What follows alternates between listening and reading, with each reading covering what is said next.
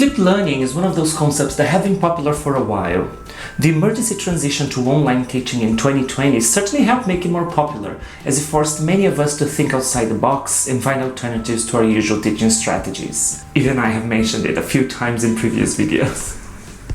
But how can we make sure that our flipped lessons work? What should we pay attention to? I'm Rubens Heredia, one of your Pavilion ELT vloggers, and today I want to share with you 5 tips to use flipped learning in your lessons. So come with me.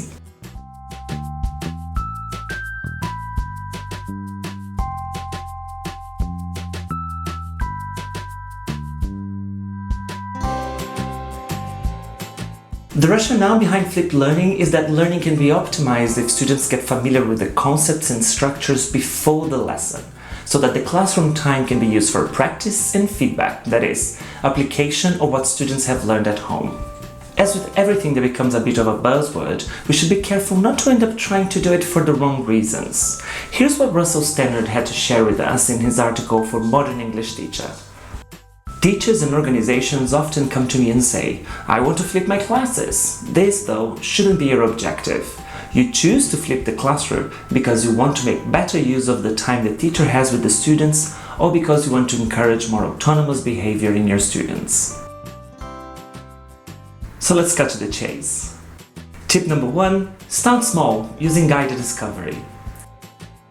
If you have never used flipped lessons or are not accustomed to more student-centered ways of teaching, don't feel like you have to start with full-blown flipped year-long courses. Depending on the culture of your institution or of the educational system, students may lack the autonomy to benefit from completely flipped lessons at first, so you might need to develop this autonomy in them. One way you can start promoting learner autonomy is to use guided discovery tasks inside the classroom. When we use guided discovery, rather than presenting and explaining the grammar or vocabulary to students, we use questions and tasks that will lead students to analyze the language and reach their own conclusions, discovering how the language works on their own. According to Scrivener, guided discovery is demanding on both you and the learner. It isn't enough to throw tasks at the learners. Your job here is not simply to pass over a body of information, but rather to create the conditions in which that information can be learned. My dear friend Andrea Zacchini wrote a post with definitions and examples of guided discovery tasks for vocabulary and grammar. You can check it out at this address. Tip number 2, use materials already available. Just like our students need to develop their autonomy gradually, it is not fair to expect us to create everything from scratch in our first attempt, right? It might be a good idea to start by using videos and texts created by other teachers until you build confidence to create your own. The good news is there are plenty of materials and resources already available online that can be used in your flipped lessons. A simple search on YouTube will give you endless videos with explanations to choose from.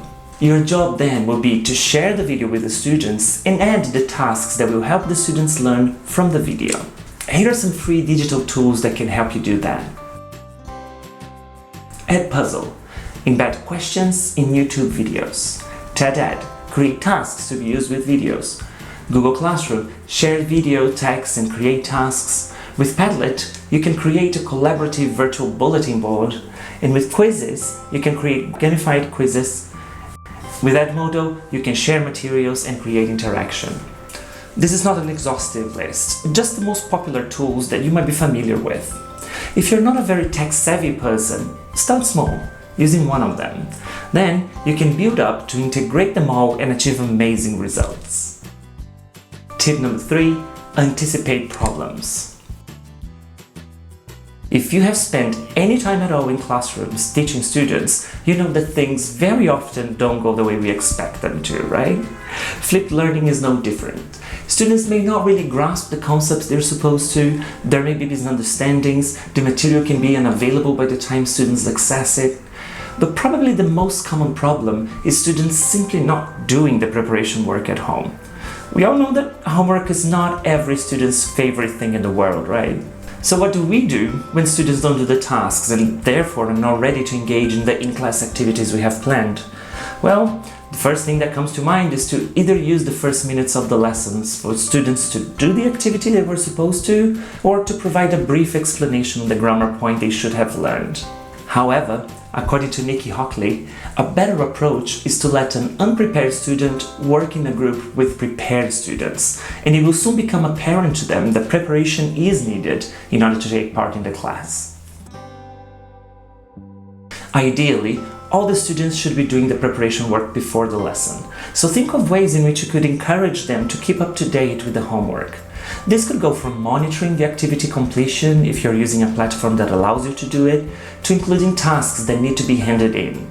These tasks could even be graded or used as assessment tools. Tip number 4, create your own materials. When you feel confident and ready, it's time for you to create your own materials for your flipped lessons. Why? Well, first because I'm sure your students would appreciate the fact that you prepared materials for them. But most importantly, you know your students, their learning context, and their linguistic background better than anyone. The materials you design are more likely to meet the specific needs of your students. And you don't need a whole studio to do that. You can create simpler materials by using voice annotation on PowerPoint, for example. There are a number of screencast software like Screencast-O-Matic that allow you to record your screen and add video from your webcam or animations. Even Zoom, which most of us are quite familiar with by now, can be used. Just open a meeting, share your screen, and press record. Derek Wong wrote about his experience creating materials in an article for Modern English Teacher. According to him, it does take time to produce the materials, but it's worth it. A good teacher-student relationship and positive learning motivation comes first. And the video should be informative as well as interesting and should be bite-sized. And finally, tip number 5, plan engaging in-class activities. The whole point of flipped lessons is to make better use of the classroom time.